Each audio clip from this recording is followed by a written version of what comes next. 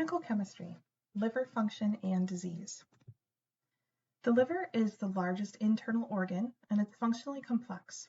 It plays a critical role in metabolism, digestion, detoxification, and the elimination of substances from the body. It's also unique in its resilience. It has the ability to regenerate cells destroyed by short-term injury or disease. This is a diagram of the liver showing some of its major functions. So please take some time to review this diagram.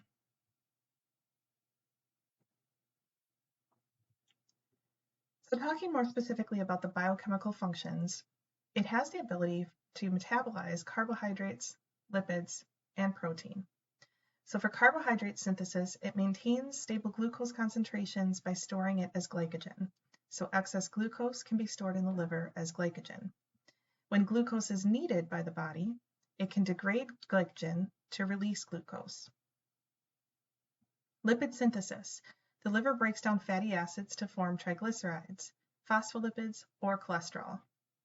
And then it plays a major role in protein synthesis, including the production of the major serum protein albumin.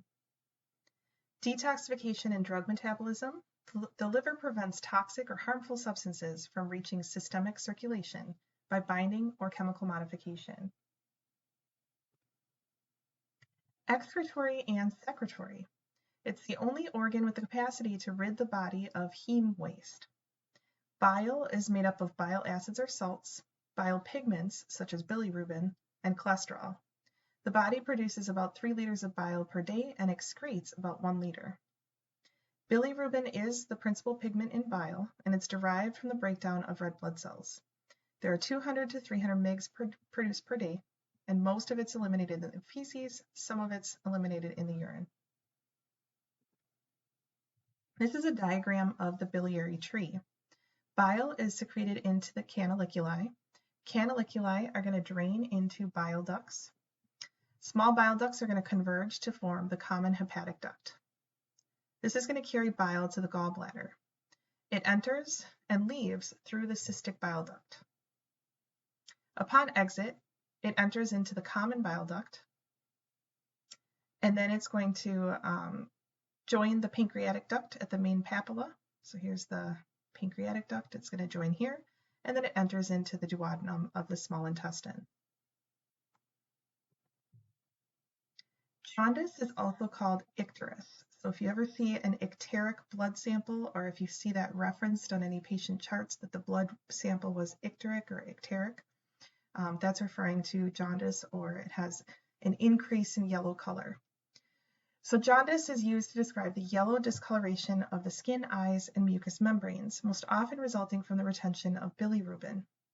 Jaundice is most commonly classified based on the site of the disorder. There's pre-hepatic, hepatic, and post-hepatic jaundice. Pre-hepatic jaundice occurs when the problem causing the jaundice is prior to the liver. Hepatic occurs inside of the liver. Sometimes it's also called intrahepatic jaundice. And post-hepatic jaundice results from biliary obstructive disease, usually from physical obstructions such as gallstones or tumors that prevent the flow of conjugated bilirubin into the bile canaliculi. So here's a diagram showing when jaundice would occur. So here we have pre-hepatic, also known as hemolytic jaundice. Hemolytic jaundice is usually the result of increased hemolysis. Hemolysis, hemo is referring to the blood, lysis means to break apart or cut up. So we're talking about rupturing of our red blood cells. There are autoimmune diseases that can cause this: abnormal hemoglobin, ineffective erythropoiesis, such as what's found in thalassemia major or pernicious anemia, and this may result in gallstones that contain bilirubin. Levels are usually less than 50 mg per liter of unconjugated bilirubin. Because the defect occurred before it went to the liver, the defect happens before, it would be unconjugated bilirubin that would be affected. Intrahepatic is the impaired uptake, conjugation, or secretion of bilirubin. It reflects a generalized liver dysfunction. Hyperbilirubinemia is usually accompanied by other abnormalities in biochemical markers of liver function.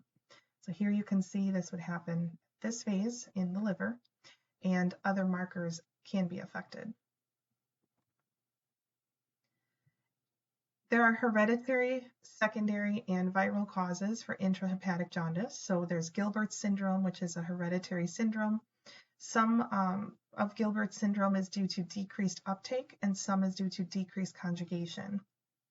Secondary, interference of uptake by drugs, so acetaminophen, salicylates, alcohol, and then there's infections like viral hepatitis. Defects in conjugation can also be hereditary, so the Kringler-Najjar syndrome. Type 1 is much worse than type 2. So most die of kernicterus in the first year of life, and kernicterus is encephalopathy or brain swelling and disorder related to decrease of bilirubin that it leads to permanent brain damage.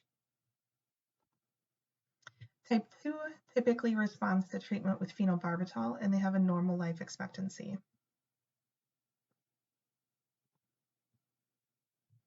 Reduced excretion. Excretion into bile is the rate-limiting step. It is caused by hepatocellular damage. It leads to an increase in conjugated bilirubin.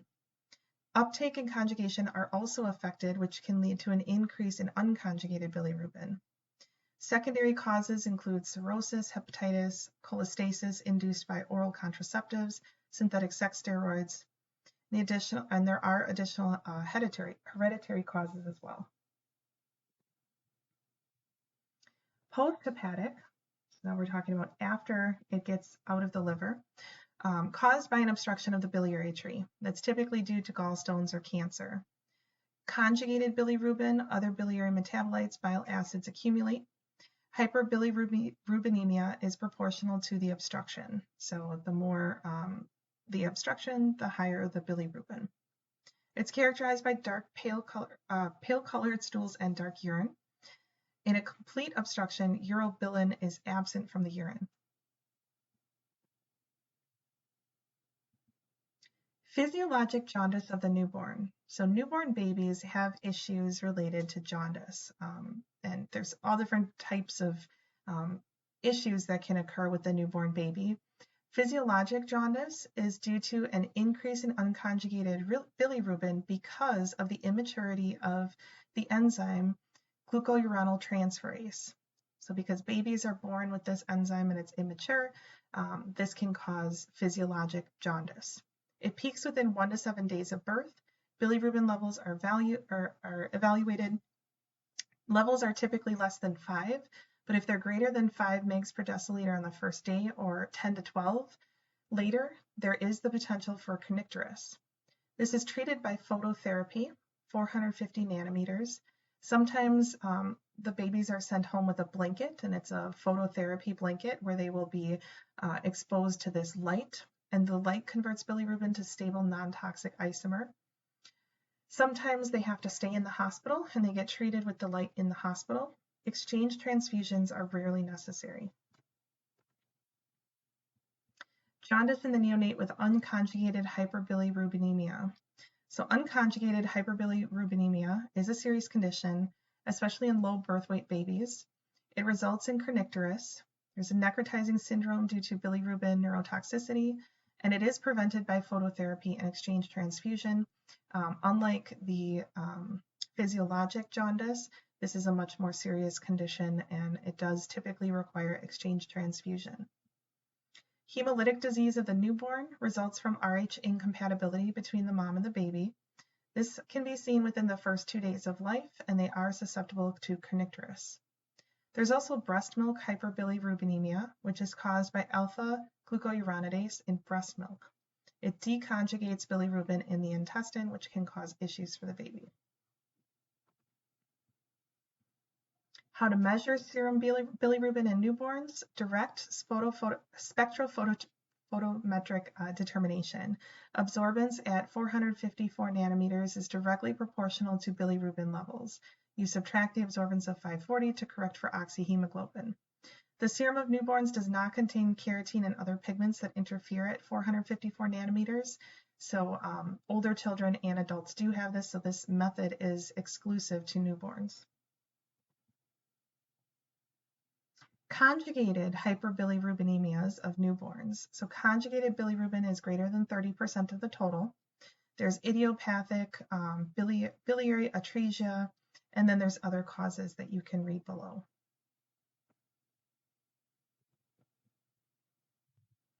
In addition to jaundice, there are other disorders that can affect the liver. So we have cirrhosis. Cirrhosis is a condition in which scar tissue replaces healthy liver tissue. Scar tissue blocks blood flow and prevents proper functioning. It's commonly caused by chronic alcoholism and hepatitis C infection. Tumors, 90 to 95% of hepatic malignancies are metastatic, which means that the cancer was somewhere else in the body and it traveled to the liver, and the liver cells then were converted to cancer cells, or cancer cells came into the liver, causing the liver cancer. There are benign tumors and malignant tumors. Benign are classified as hepatocellular adenomas or hemangiomas, and malignant include hepatocellular carcinoma, hepatocarcinoma, and hepatoma. Reye's syndrome is a group of disorders that's caused by infections, or different types of infections, metabolic, toxic, or drug-induced diseases that are found primarily in children. They are often preceded by viral syndromes such as varicella, gastroenteritis, or upper respiratory tract infection. Varicella is chickenpox. Gastroenteritis, that's inflammation of the digestive tract. They are associated with the ingestion of aspirin during viral syndrome. Acute illness is characterized by non-inflammatory encephalopathy, fatty degeneration of the liver, clinical presentation of profuse vomiting, and neurologic impairment. Drug and alcohol-related disorders. Drug-induced liver disease accounts for 1/3 to 1/2 of all reported cases of acute liver failure in the United States. Most common mechanism of injury is adverse immune response to the drug directed against the liver. Ethanol, or alcohol, is the most significant cause of hepatic toxicity. There are 3 stages of liver injury due to excessive alcohol consumption.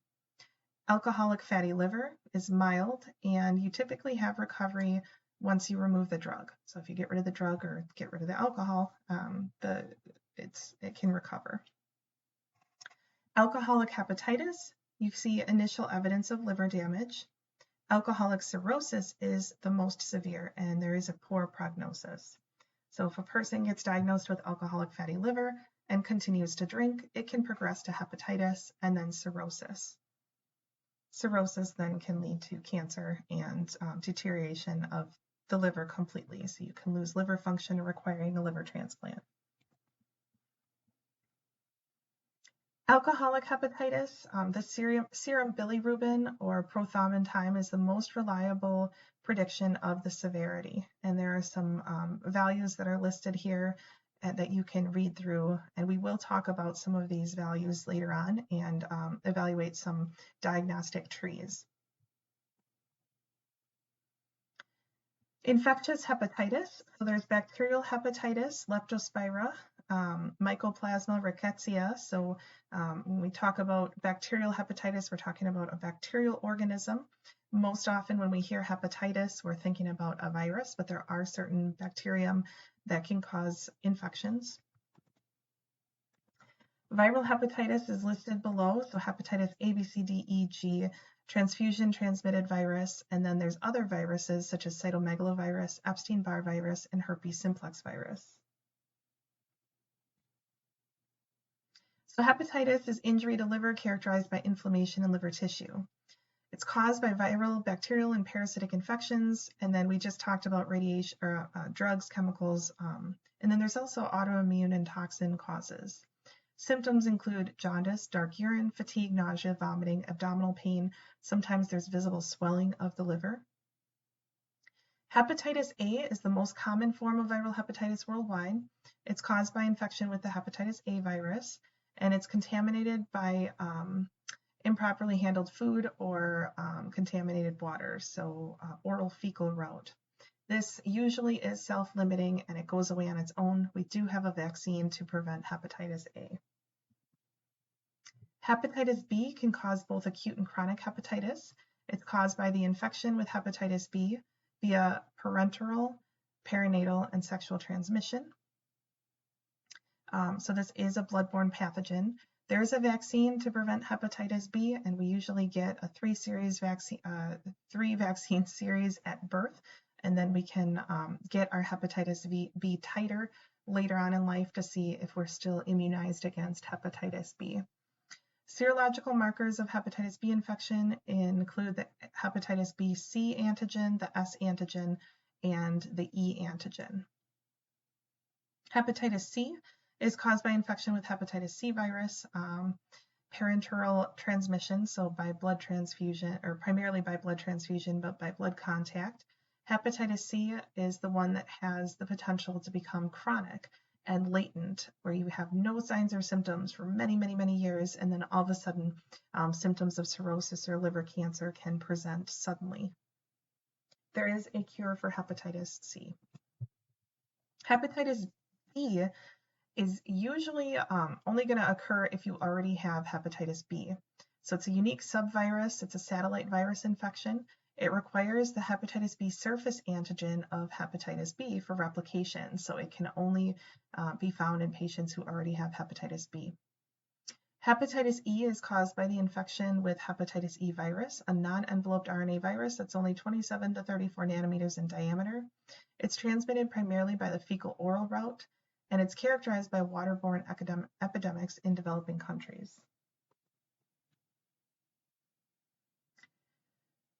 So different causes and diagnostic strategies, you can take a look at this list, and then you can take a look at how those are diagnosed.